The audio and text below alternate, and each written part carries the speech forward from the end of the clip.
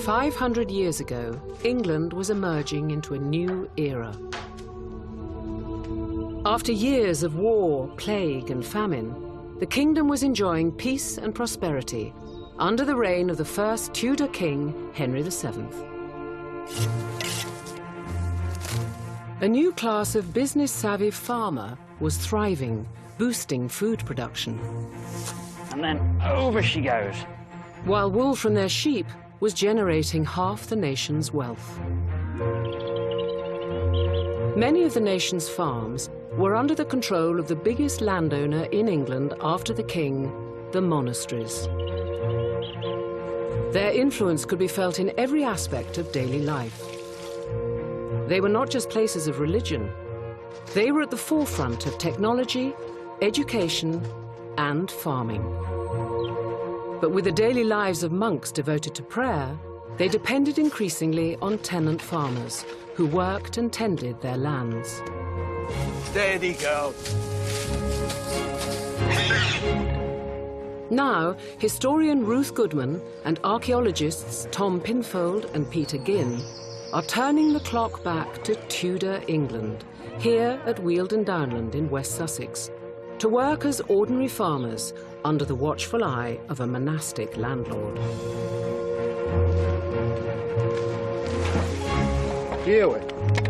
That's the way. Nice. To succeed, they'll have to master long-lost farming methods. Those flanks are going again. And get to grips with Tudor technology. Quite lazy. It's a really violent process.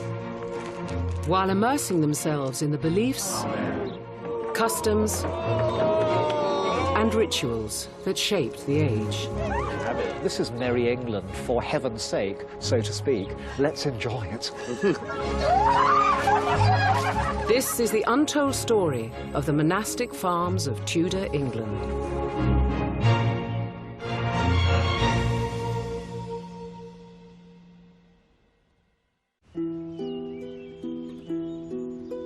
In 1500, England was at a crossroads.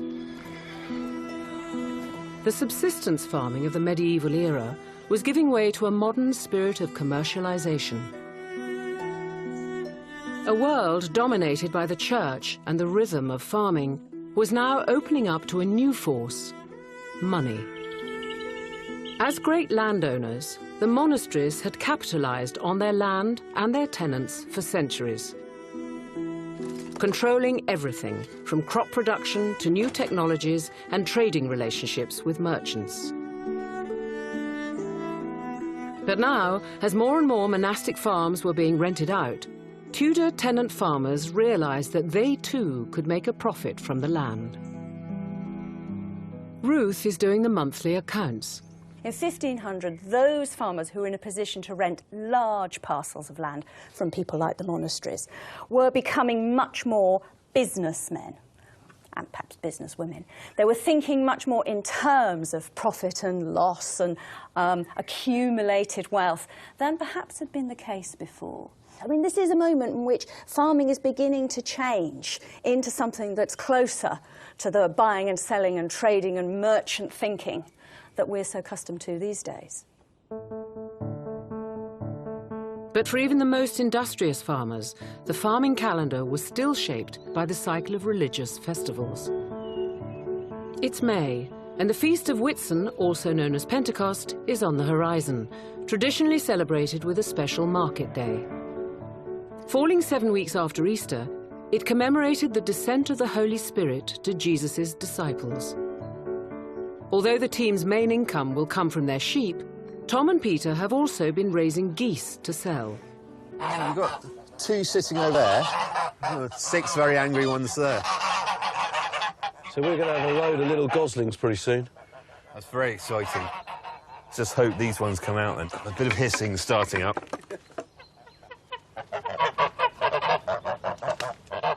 Look pretty good condition, those ones, don't they? This is when it gets exciting, though. They're certainly good mothers, aren't they? Because they're hissing, they're protecting their nests. Yeah, I'm always a little wary of being in here. If we don't feed them in here, they might not go out for food, so they'll start losing condition, they won't be able to rear their young properly, we'll have massive problems. But a little bit of pottage goes a long way. Looks better than it did last night, actually, in my opinion. Most rural households, including monastic ones, kept geese for their eggs, meat and fat, which was used in medicine. Back in the Tudor times, good source of revenue. Exactly, and we are here to make money. We've got a Whitsun fair coming up, so it might be nice to take a couple of our geese to market, especially since we've got little goslings coming on. In 1500, the farming landscape was very different. Common lands had not yet been enclosed, and farmers had the right to graze their animals on lush upland pastures, kept fresh and green by the wet climate. It meant sheep produced longer, fuller fleeces, putting English wool in great demand. Raw fleece and woolen cloth accounted for 75% of England's exports. For hundreds of years, the monasteries had dominated the trade, keeping huge flocks of up to 20,000 sheep. May was the time of year for flocks to be driven from the uplands back to the farm, for the most profitable job in a sheep farmer's calendar, shearing. Claire King is an expert in the history of shepherding. She's making some Tudor-style crooks to control the sheep on the journey, made from hollow cow horns. So your mud stones goes in there. Yep. And you basically just swing it. Yes, almost like a slingshot. Are these going to be any good for controlling our sheep? They will be in the confined spaces of the lanes. If you've got a gap you don't want them to go through or they're hesitating, then you can throw some stones ahead of them and that will frighten them out of that gap. Yeah. That's the plan. Obviously they've got a practical purpose, but they do look quite fun. They are fun. Hopeless. I just missed them entirely. The crooks, known as houlettes, were invaluable to the Tudor shepherd, who looked after a whole community's sheep in the wide open countryside. Oh, that was a bit better. Yeah, that's better. Whee! But gathering the sheep out in the open was a difficult task. In addition to the crooks, the team have enlisted the help of Bess and her owner, Hugh Emerson, to drive the flock back to the farm. Sheep naturally flock together. Right. So that's an essential characteristic of sheep. There are only really 3 commands. Go left, go right, and stop. And that's the key one. That's good. Nice and simple, then. If you don't stop your dog, then she'll just drive them off and they'll disappear. If you've got those 3 commands, your dog will work sheep. Walk on. Go on, Bess. Go on, Bess. We're getting them moving. Bess is a bearded collie, a traditional sheepdog. Bess, this way. Bess, here to me. The breed traces its roots back to 16th century Scotland. You see how she drops her head down to the ground, can't you? She's tracking them. Yeah. She tracks them. Bessie! They don't seem too spooked at the moment. Bess, Bess, this way. Bess, here to me. Go on, Bess. Go on, Bess. Walk on. Worth their weight in gold, eh? Once out of the field, the team need to get the sheep down the lane and back to the farm. Hey! They're off! Crook time, isn't it? Ooh. And that did nothing. Come on, sheep. Head. Head. Head. Good sheep. They know where they want to go. They'll get there. Tudor shepherds lived on a knife edge. Disease commonly claimed up to 1/3 of their flocks. So safeguarding healthy sheep was vital. Watch those flanks. They're going again. Stay on the lane. These crooks are actually pretty good. I'm going for the scattergun approach with stones. Love it. Oh, they've seen the grass now. No bother now. Yeah. Safely back, there's one more job to do in preparation for shearing.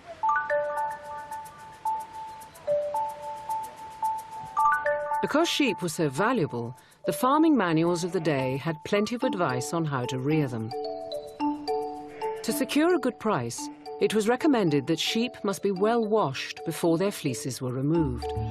Yeah, who's going in first? You, me, or the sheep? Normally, sheep would have been washed by swimming in deep water, but the pond on the farm is shallow, so the team have decided to wash them by hand. Sheep seems happy. She coming up clean? No. No, not really compared to before, to be honest. We want to get all the dirt out of the fleece.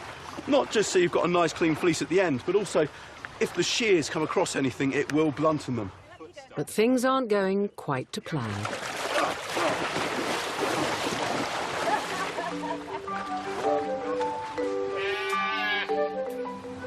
Yeah, runaway sheep.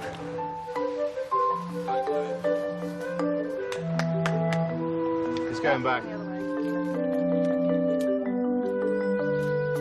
So Peter's just driving around to the other side of the pond.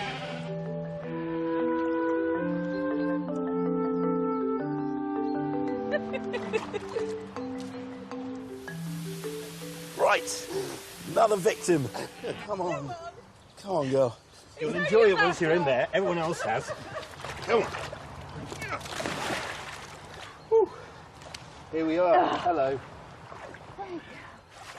I mean, what's the deal with the wool? If it's really mucky. Well, if it's all glued together by dung, then you can't use it. It becomes unsaleable and unusable.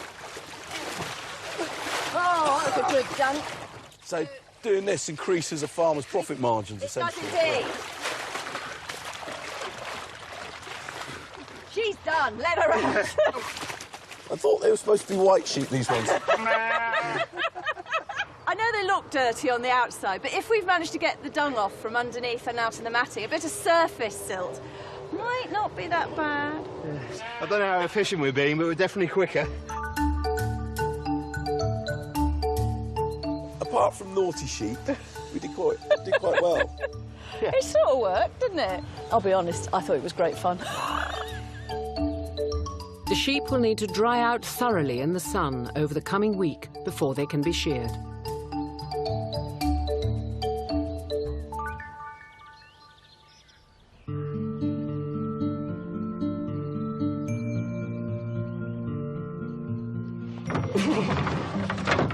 Oh, it's cold, cold, cold, cold, cold, cold. In Tudor England, religion formed part of the ebb and flow of everyday life.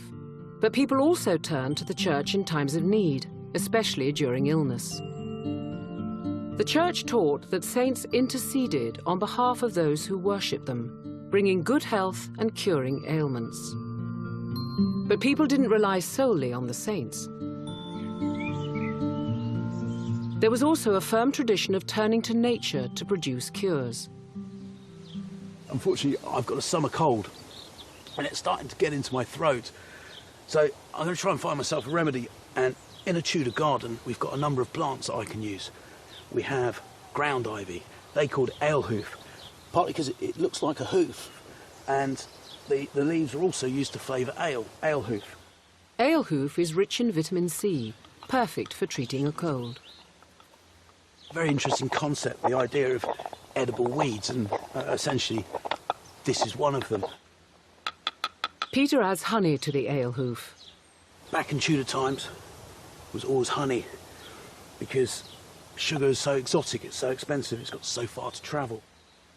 So I'm just going to add a bit of hot water here. And you know what they say, what doesn't kill you.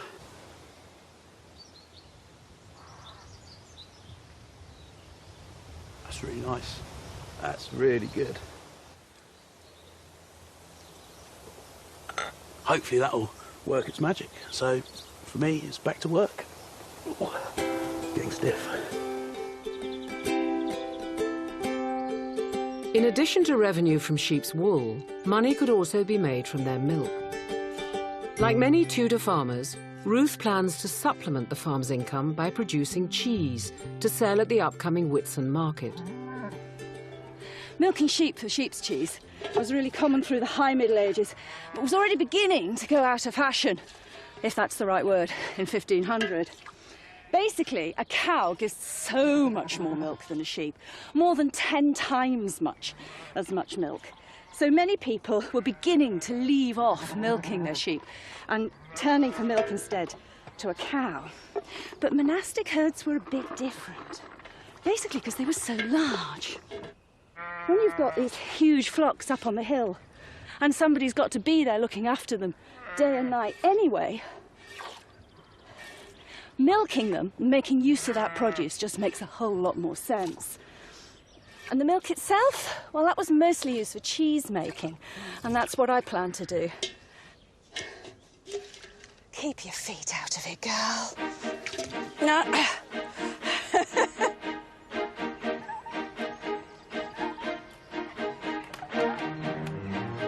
To guarantee a good return on their wool, the fleeces will need to be of impeccable quality. To help protect them during the shearing process, Peter is making a special Tudor contraption, a shearing bench, made distinctive by the unusual shape of its seat. They look a little something like this. It's kind of bottle-shaped. So you've got these curves, and then there's slats in between. And this whole bench, it's going to keep the sheep off the ground. It's going to keep the wool clean. But this bit is where the sheep's going to go, and this bit is where you're going to sit. Now, the bit I'm trying to do at the moment, and I think the really hard bit, are these outside edges. I'm going to try and steam bend 2 pieces of hazel. And I've never steam bent a piece of wood in my life. So it'll be interesting to see how it goes. I know the theory. Peter's first task is to dig a pit in which to steam the wood. It looks disturbingly like a grave at the moment, but I think it's just the right size. It'll contain a fire to generate enough heat to turn the water into steam. These stones are going to act as a radiator. They're going to retain the heat of the fire. I'm then going to cover them with wet straw and wet grass, into which I will put the pieces of wood that I want to bend. And the heat from those stones, that will heat up the moisture in that grass, and that will turn into steam and force itself into the wood.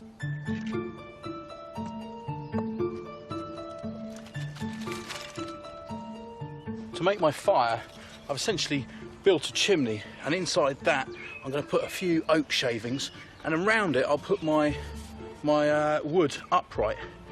And the thing about the wood being upright is it will transport this heat up and just get that fire going.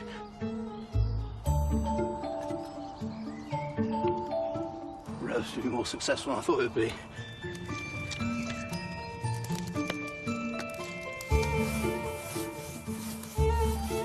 A dairy was a vital part of any substantial Tudor farmstead. Run by the woman of the house, the profits traditionally belonged to her rather than the household. Ruth is getting straight to work making her sheep's cheese. I've just heated the milk over the fire next door, bringing it up to blood temperature. And now I'm going to settle it in wooden bowls. And I'm doing that because I don't want it to cool down too quickly. I want the wood to insulate, to keep my milk as warm as possible. Ruth adds rennet to the sheep's milk. Rennet is an enzyme extracted from a lamb's stomach, and it will coagulate the milk into solid curds and a liquid called whey.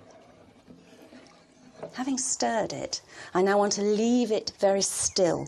And if I've got the right temperature and the right strength of rennet, over the next sort of half an hour or so, it will set into curds and whey. Seemingly simple in construction, Tudor dairies were cleverly designed to regulate temperature, vital, especially in the summer months. The dairy is attached to the north-facing side of the farmhouse, so that the main building shields it from the heat of the sun. Then you'll notice the windows.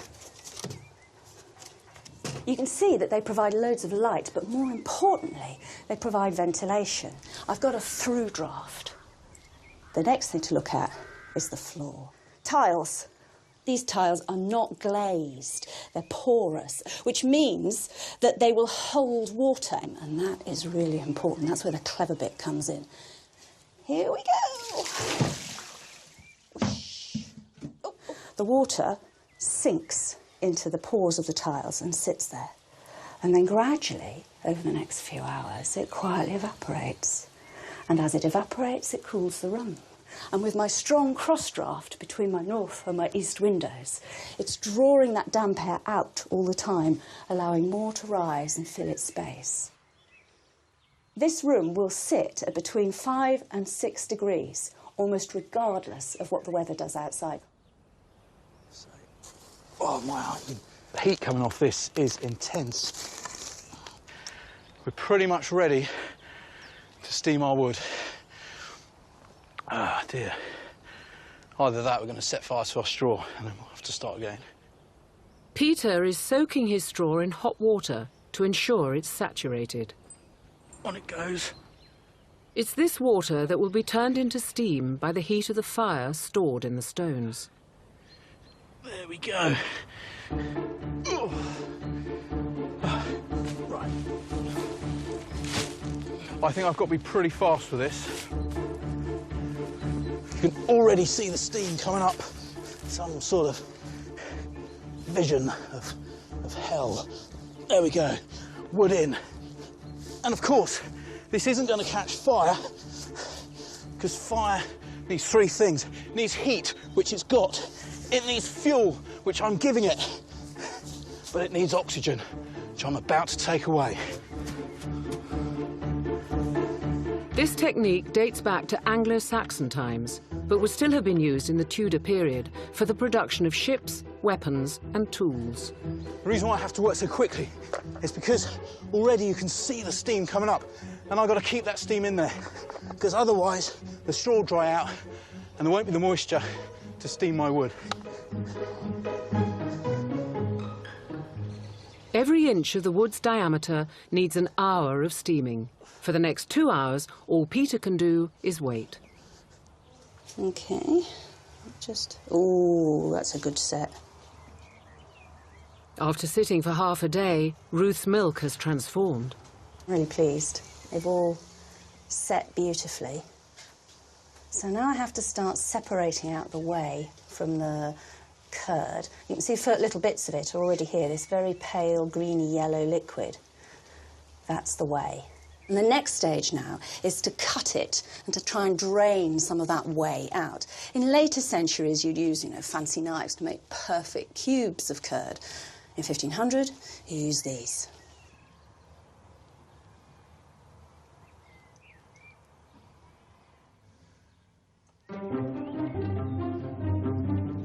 Ruth transfers the curds and whey to strain through the cheese mould. Right, now if I just pop that up on my draining stool, you should start to see the whey is dripping through. Once all the whey has drained, Ruth can salt the cheese and start pressing it. Hopefully, this has had enough steaming time. Off it comes. Oh, look, you can still see a bit of steam there. That's a good sign. Right, let's just get it in here. Yeah, and there it goes. That is pretty hot, actually. And there we go, we've got our 2 sides of our shearing bench.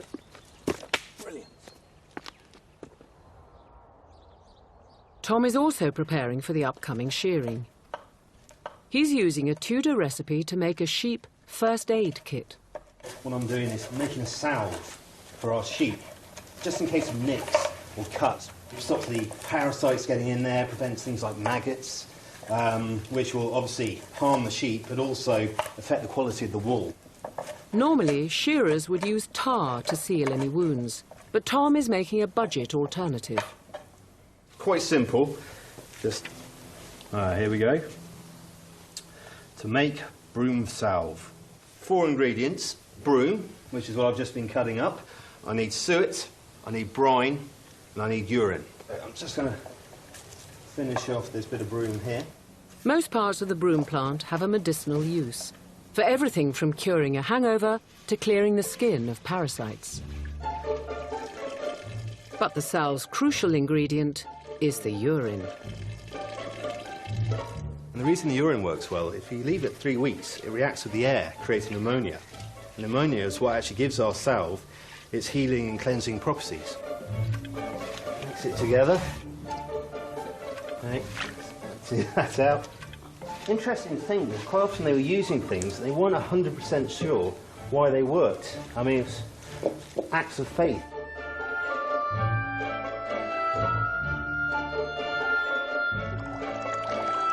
The mixture will solidify as it cools.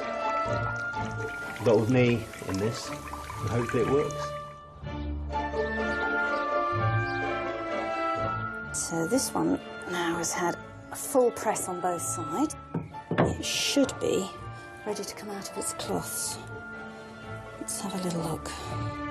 In she comes. What I'm doing now is maturing it, and I need to sort of develop a rind on the cheese, so that's where the salt comes in.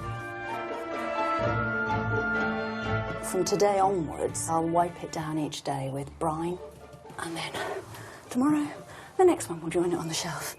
And at the end of the week, there should be 5 or 6 ready for Whitsun Market.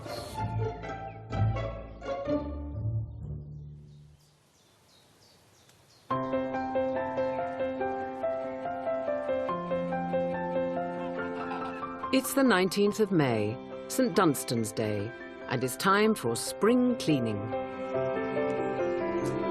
Ruth has made herself a brush from butcher's broom, the same plant Tom used to make his salve. Works really well, this broom.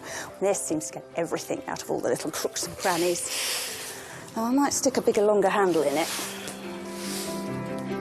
The geese are fattening up nicely for market, but there's some bad news about the eggs. Having a look around, and there's just no evidence whatsoever of any eggs hatching. I've got a goose here that's sitting, but it's over a month now and no sign of any goslings. And that means we can't actually increase our gaggle.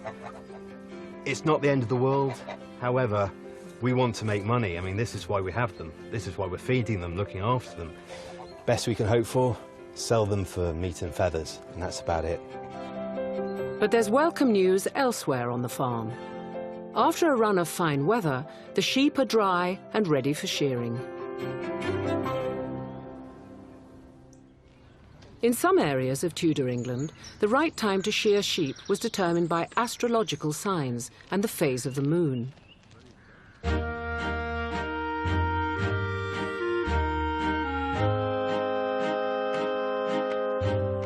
Good girls, come on. Nice and steady. That's it. Timing was crucial. Shear too early and the sheep might die of cold. Shear too late and maggots would grow in their overgrown hind parts.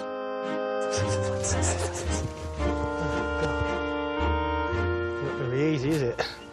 Oh, right, let's get this shearing bench together.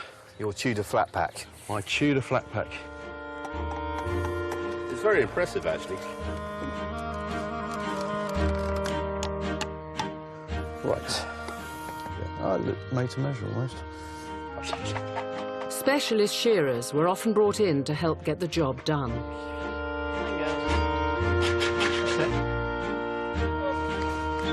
That's it. Brilliant. Right, go and get the hurdle.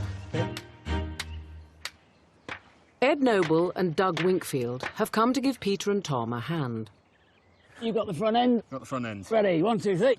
Up. And she's down. It's a lovely, rich fleece, and hopefully your shearing bench will be up to the mark. Monastic flocks were sheared using a production line system. First, the most experienced shearers removed the best wool. And that is really this, the flanks. You don't want to go too high to the head, and you don't want this belly wool. The other team will get that off. A second, less skilled team then removed the rest of the fleece. Today, Tom is trying his luck with the best wool. You're right-handed, aren't you? So you want your left hand and your left arm just to pull the skin tight and try and make the blades. You want to kiss the skin. Remember, this is your high-value wool. You want as much of it as possible. And remember, you're trying to do it all in one smooth motion. Some bits come off really easily. Yes. These blades go right through. And if you get it right, you will feel it almost fly through the wool. That's it. Is that far enough? You're probably going just a little high. Can you see you're a bit higher than me? Remember, this is your high-value wool. You want as much of it as possible. Just get down as close to the skin as you can. You're doing really well. No, you are, really. Well, I've got a slight cut here. I'm going to apply some salve to cover that up. Obviously, we don't want maggots and stuff getting in. No, that's it. Brilliant. Right, well, I think we're about done on this side. Shall we turn her? That sounds interesting. And sounds if you bring her up exciting. here, I will have a go at shearing a bit of her. Sat down, as they would have done. If you get that other leg, that's it. Onto her back to start with. 1, 2, 3. And then over she goes. Still lively, isn't she? Yes, yes. Shearing benches were designed to protect the wool, but also to save the shepherd's back while shearing hundreds of sheep, only going out of fashion with the advent of machine clippers in the 19th century. Actually, this is quite comfy. It's well made. It's quite sturdy, isn't it? Yeah. It's coming off quite well. This method of shearing was the first stage of quality control.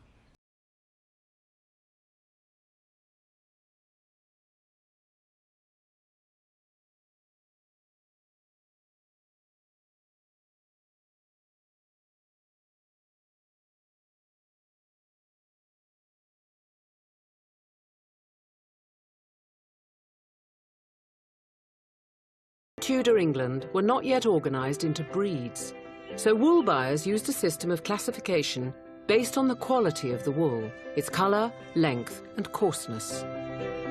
Claire is helping Ruth select the best wool to be sold. Not going to be doing a perfect job as a shearer. There'll be bits of field, there'll be bits of manure or dung. Yeah, so a bit like that. That would be hard to pull apart nicely. Get rid of it. Right, I'm getting rid of it. The quality of fleece in the wool trade varied enormously.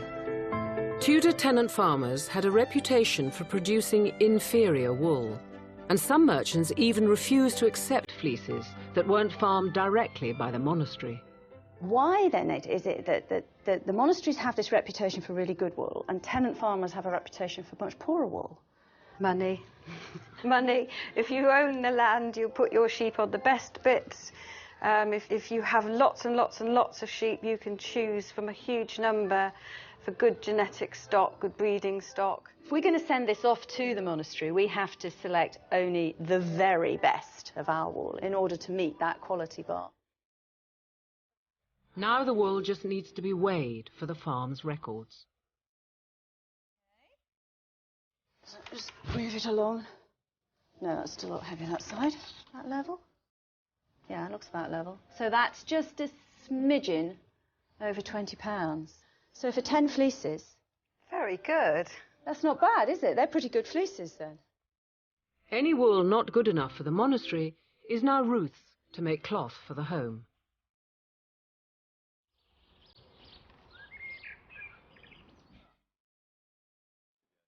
Peter and Tom are ready to take their wool to the monastery. As dominant players in the industry, the monasteries had strong relationships with the merchants, and the boys will need to strike a good deal.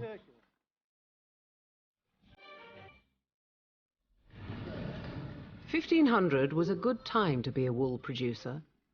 Under Henry VII, the value of sterling had fallen, meaning British goods were now cheaper to buy in Europe, and the cloth trade was expanding. Not only was English wool fine, it also grew longer than on European sheep, a result of better nutrition from English pastures. Professor James Clark and wool grader Richard Martin will judge its quality. If it was good enough, it would have been sold along with the abbey's wool to the merchant. What do we actually think about this wool? Well, you're a big chap, so I think it's absolutely fantastic. When you look at some wool like this, you could judge some of it by just looking at it. You're looking for wool which is fairly even coloured, and then if you feel the wool, there's all sorts of things you can tell about the quality. If you sort of spin a bit of yarn in your hand and you break it next to your ear and it goes ping, then the fibres are strong and the yarn will be strong. But if it pulls apart, the chances are there's weakness in the fibre. What would happen to it now? The monastery, of course, is going to look after its own interest, and they are concerned to manage their brand image. They want to collaborate with their tenants, but only if they hold to that quality threshold. If so, then we will include it in the deal that we do with the merchant. And if you produce something that is substandard, we certainly will overlook you. We could end up with absolutely nothing, all that work. Yeah. With wool prices fluctuating constantly, farmers would often delay selling, gambling on when they would get the best price. Assuming I will pass the test, are we likely to see any money at the end of the day? Well, don't hold your breath. It's going to take a while. We deal with the middleman brokers a deal with the merchant then sells the wool on the European market, and really it's only when that sale is concluded that money begins to pass back down the chain to the producer. You're putting your faith in the whole deal coming off. Well, I guess the question is, are you going to buy our wool? I am going to recommend that we put this into our brand wool, as James says. The one thing I didn't think was I was going to go home empty-handed. Well, as we say in the monastery, you have to have faith. For the time being.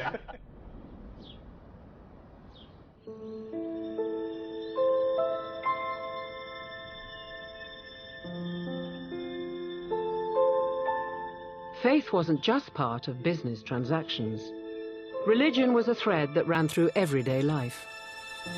Contributions to the church on the main holy days of the year were obligatory and took many forms.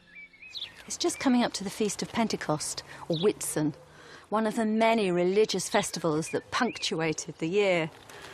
And part of the celebrations, a live dove is released in the church, or in some parishes, a mechanical dove. And I get this year's star prize of making the mechanical dove. Ruth is using a mixture of soft cheese and lime to fix the feathers to her dove. The religious calendar, of course, was the calendar. That was the way that people kept track of time, knowing when to plant a crop, when to reap it.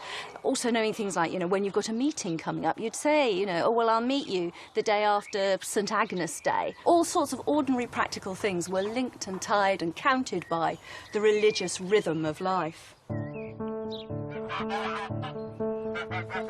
Come on. In preparation for the upcoming Whitsun market, the boys have been nurturing their flock of geese. I reckon he's the gander. Look.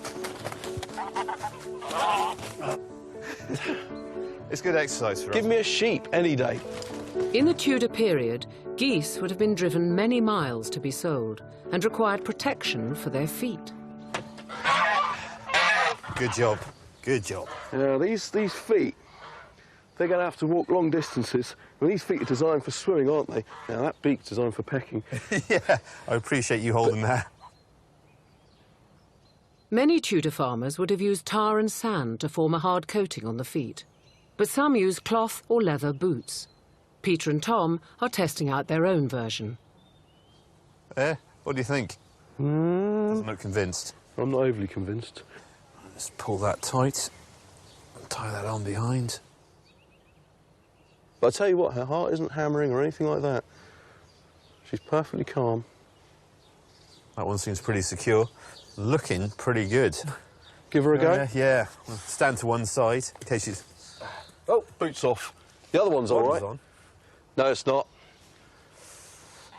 Back to the drawing board. In 1500, manufacturing was the growth sector of England's economy. And at its centre was cloth. Before the Tudor period, England's main wool export was raw fleece. But competition from Europe meant demand for English fleeces had fallen. However, the demand for woolen cloth made in England was growing. English producers made some of the finest woolen fabrics, which commanded high prices on the continent. By the mid-1500s, cloth exports topped £1.5 million a year. So the first process is to card it. I mean, really, it's a sort of cleaning process, cleaning and organising the fibres. As a well-off farmer, Ruth would not have sold cloth, but she is processing her wool in the same way as commercial producers to make cloth for the farmhouse. But I think you can see that already it is starting to look more like soft, fluffy wool. Once the wool is prepared, it's time to spin. Some people call this a wheel because it's big, and others call it a walking wheel because you spend such a lot of time walking backwards and forwards. Indeed, somebody once estimated that it could be about 30 miles a day a really good spinner walked. I'm not quite up to their standards. So a really good spinster, and that of course is the female form of somebody who spins. And they were mostly unmarried girls, so you can see why it was that the word spinster came to mean an unmarried girl as well as somebody who spins. Give the wheel one flick, 5 and 15, maybe even 20 feet before, by moving her arm round and changing direction, giving another flick, the same motion, wound the thread onto the spindle. When you look at the textiles that were actually produced during this period on this technology, it just blows your mind. There are threads produced by hand like this that rival anything any modern machine can achieve. Wool was not the only source of revenue for wealthy Tudor farmers, who constantly explored other ways to make money. In 1496, Henry VII was preparing to go to battle with Scotland and needed iron for the campaign. He invested in a revolutionary new method for producing iron, the blast furnace. The results were so impressive that Tudor farmers began building their own furnaces, a development encouraged by commercially minded monasteries. This is new technology. This is the new way to make iron. A half-size replica blast furnace has been built at the Rural Life Centre in Surrey. Expert Jeremy Hodgkinson is showing Tom and Peter its possibilities. The charcoal is fed in from the top of the furnace, as is the iron ore, and it slowly descends down through the furnace over the course of time, and as it goes down, of course, it melts, held in the bottom of the furnace in a liquid form, and then you allow it to run out into a mould, right? Have a feel. Really solid. About every 12 hours, you produce a length of iron, probably 10 feet long, weighing about half a ton. Wow, that's huge. It is. Very heavy. It's very heavy. The blast furnace produced the intense heat necessary to create liquid iron, which was easier to purify. To generate such heat required oxygen, provided by the bellows. The key to the bellows, of course, is water power, because what is powering those bellows is a water wheel, so that they pump that blast of air into the furnace. Hence it's a blast furnace. It's the blast furnace, yes. And am I right in thinking that these things ran for months at a time? Yes, they'd go into blast, they'd blow them in, as they would say, blow them in after the harvest, so once your labour force is available, yeah, and then you'd work the iron through the winter, because then you've got a more reliable water supply. Once the iron was produced, it was remelted in a refinery and any impurities hammered out. What you get eventually is this, which is bar iron, suitable for blacksmiths to make into objects and ironmongers to sell. Here's a couple of pieces you can take back to the farm. I'll take this one, it's like me, it's broad and flat, and that one is thick. Square and, square and thick. Thank you very much. Okay, good to see you. Pleasure. Thank you. What are we going to make? This new, plentiful source of stronger, better quality iron opened up a world of possibilities. Without the blast furnace, the Industrial Revolution would not have been possible. In the rapidly expanding cloth industry, loom technology had also been mastered by 1500. With a sharp eye for business, the monasteries rented out commercial premises, reaping the financial rewards of other people's enterprise, including cloth production.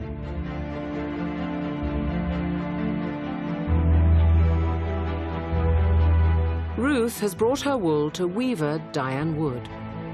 The first job is to set up the loom, a craft in its own right. I mean, we're putting all that yarn that we produced onto the loom, and we start with each thread at that end, and they all have to pass through these here, these shafts. Yes. The strings are called heddles. They have got two important knots here in the centre, and the knots create a lovely little eye through which every thread goes, and the threads goes one thread through one heddle. Yes. So if we could take that thread there, that comes through. That comes through to shaft this number 1. The threads are passed through either the first or second shaft, alternating across the loom. Pull it through the eye there. That's it. Or not many to go, but still, let's get them right. Once all the threads have been passed through the heddles, they must go through a comb structure called a reed. The reed is designed to keep the threads evenly spaced. We have something like 600 threads here. We need to keep them all under control, and that's what the stages of processes are, putting order into the threads. Otherwise, we just have a giant knot. You'd have a terrible mess on your hands. The threads are tied to a beam at the front of the loom, known as the cloth beam. And just check that the tension is even all the way across. I suppose this only comes with practice, the getting the feel. It's the feel, it's in your fingertips, yes, yes. It is very technical, isn't it? Tiny, subtle changes make the difference between success and failure. Indeed, they do. Rods are inserted to spread the threads away from the cloth beam. These threads are known as the warp. The ones that Diane will weave adjacent to them are called the weft. So you press down on one of the pedals and one of the shafts comes up and the other one comes down. So now we've got half of our threads going up, half of our threads going down, and a gap between the two. The gap's called the shed. The shed. And that's where we pass the shuttle. It's the first thread through, and we pull the beater and beat the first weft into place. And then you press the other pedal and the other shaft comes up. So now all the threads that were down were now up, and all the threads that were up are now down. And there we have weaving. That is it, isn't it? In some ways, this is a really simple piece of technology. In other ways, it's really quite subtle and complex. But whichever way you look at it, I mean, it hasn't actually changed that much. Yes, the only difference is it works a little bit faster. It's just to do with speed.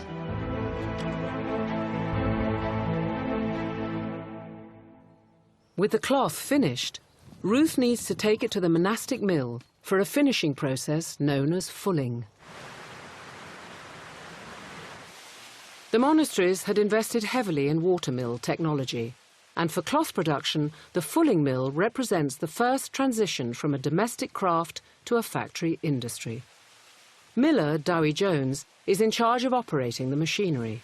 So this needs fulling. What exactly is it the fulling does? Right, and what will happen now, if we were to go outside and hold this to the light, you'd see the light coming through the cloth after fulling. What happens, the cloth will tighten down and there'll be no light coming through, and it fats it up, gives a nice softer effect to it. That's so we're changing something that looks almost like sacking into something that looks like this? Probably over time, yeah, we'll change into that. And we do it by bashing it with hammers? These two hammers here will do the work for us. Just make sure we don't get our hands caught. It's like this effect, up and down. It'll be quite noisy, so it's quiet at the moment. When the water will be running through and the hammers go, and it'll be quite noisy. A water wheel is used to power the stocks. Ruth has soaked her cloth in stale urine. Full of ammonium salts, the urine will clean and whiten the cloth. OK, ready? Out. Woo!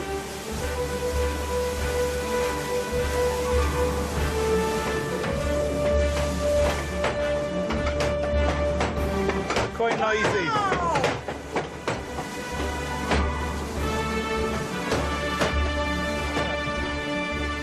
It's a really violent process, isn't it? I mean, having put so much work into spinning and weaving that cloth, this is a bit terrifying, frankly. It is a bit, but the end result will be nice. It's worth the effort.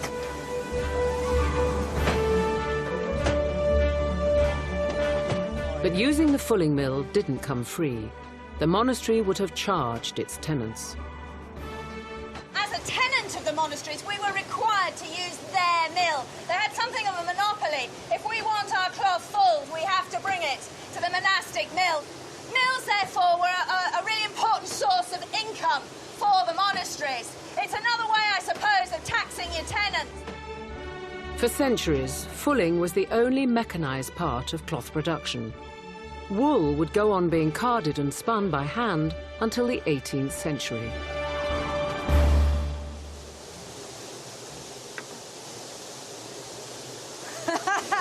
Look how it's changed. Look. It's all gone fluffy. It's all knitted up together. Needs a bit longer yet, but we're definitely getting somewhere. The fulling will take 6 hours to complete. For the final stage of Ruth's cloth production, Peter is putting the iron from the blast furnace to good use by making tenterhooks.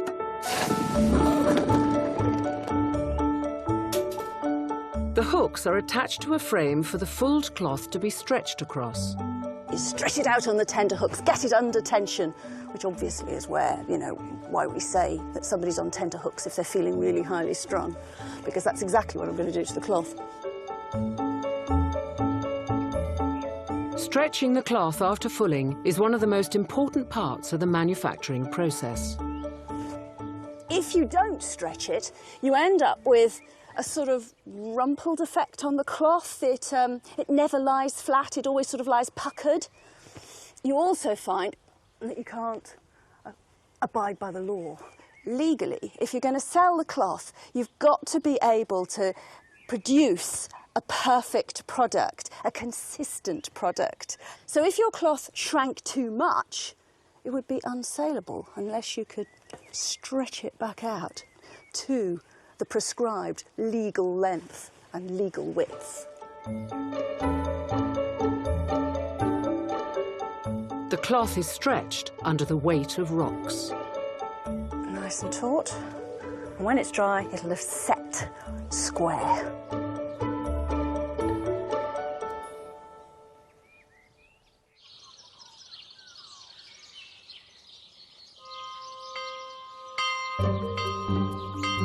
It's Whitsun morning, the feast commemorating the descent of the Holy Spirit upon the disciples. The team are attending church to see Ruth's mechanical dove, a biblical symbol of the Holy Spirit, take flight. Yep, I've seen it all. The cloth is finished. A chest of cloth like this represents a serious amount of wealth, as, to be honest, to the clothes I'm stood up in. Ruth has loaded up her cheese. The boys have finally got the shoes on their geese, and they're off to Whitsun Market. Come on. Come on. I've heard you to market.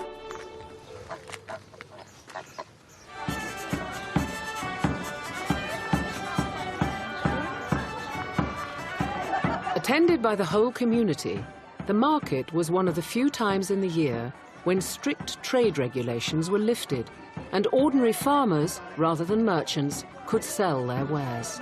You're glad to get rid of these guys. I know, I'm sick of them. They're so vicious, aren't they? Just aggression, isn't it? Geese for sale, people. Anyone want a goose? I'm interested in the geese. I'm not so interested in dust. What I was going to say, if you don't want a whole goose, we've got parts of geese. Processed dairy products, cheese and butter, were often traded across considerable distances.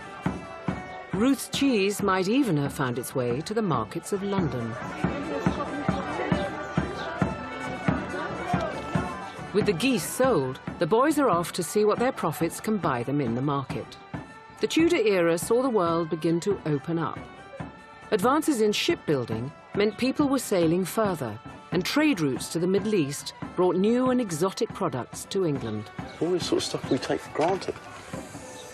It would have been new and exciting in Tudor England. And our most wonderful luxury. Not many people have seen these lemons and don't know what to do with them. I suppose England's wealth was built on the wool trade, and this is competition coming in right here. Well, if it brings things like this in, a bit of flavour, something we're not used to, I think it's very exciting. Yeah. Hi, Ruth. All right, Ruth. Hello. How's your cheese? I've only got a little bit left. That's fantastic. Well, it sounds like we've got a bit of time for a bit of fun. Bit of Morris dancing. Bit of ale. Bit of ale. Bit of music. Bit more ale. Let's go. Folklore historian Professor Ronald Hutton has come to join the festivities. Whitsun around 1500 is party time for two reasons. The first is it's a gap in agriculture. You've done your ploughing and your sowing and your weeding, and there's a bit of a space in which you can relax and actually have some fun. Other reason is it's warming up. Yes. Around about 1500, ordinary people have a serious shortage of indoor spaces which are warm, where they can gather in large numbers. The church is usually off limits because it's a sacred building, so you can't party in it. But come Whitsun, usually England's warm enough to be able to get outside. And in the open spaces, you can have as many people as you like. The maypole was a central feature of Whitsun's celebrations. Decorated with fresh foliage, it symbolised growth and new life, particularly significant in agricultural communities. But while young people still danced in this traditional way, there was also a new craze sweeping the country. The Morris dance is really, really hot and new and exciting around about 1500. It's a courtly dance, and it's leaking out into the villages around the royal palaces. In the original courtly form, it was an elaborate game by which strapping young men competed to show how far they could leap in the air, to dance with and woo a lady. Well, quite fashionable, though.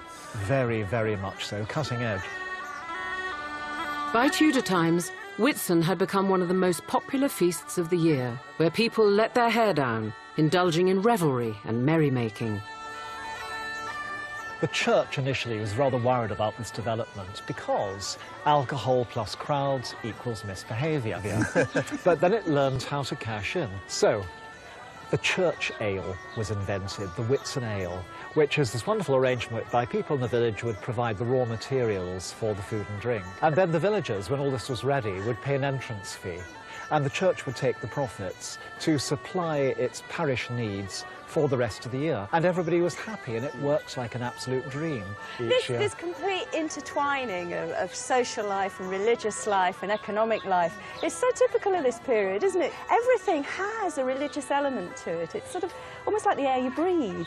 Yeah, and pretty free of tension. On the whole, it had got it right. It had created a perfect medieval society. In many ways, too perfect. People began to worry there might be something wrong in the middle of all this. I mean, you sleep on that for a bit, you get a reformation. Yes. So we should enjoy the calm now before the storm begins. This is merry England, for heaven's sake, so to speak. Let's enjoy it. Yes.